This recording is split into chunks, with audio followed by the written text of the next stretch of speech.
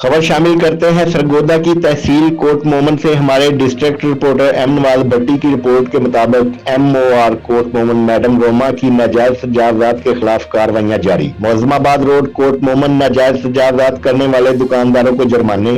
MOR coat मोमन madam Roma ने Ghulam Rasool enforcement inspector, इंतखाब आलम tax inspector और encroachment team के हमरा फारा चौक से लेकर तहसील ऑफिस तक पैदल विजिट किया और मौजमाबाद रोड पर मौजूद दुकानदारों को जो के नाजायज तजावजात के मुर्तकिब पाए गए और गंदगी फैलाने पर नकद जुर्माने किए और सामान भी तहवील में ले लिया। नाजायज तजावजात ऑपरेशन के बाद मौजमाबाद रोड काफी कुशादा हो गया। वाज़ेह रहे कि मौजमाबाद रोड फारा चौक से लेकर तहसील ऑफिस तक नाजायज तजावजात रक्षा रेडी माफिया ने कब्जा कर रखा, जिसके लिए इस किस्म की कार्रवाई बहुत जरूरी थी। जरूरत इस अमर की है कि नाजायज तजावजात पर कड़ी नजर रखी जाए और ट्रैफिक के बहाव में रुकावट डालने वालों के खिलाफ कार्रवाई की जाए।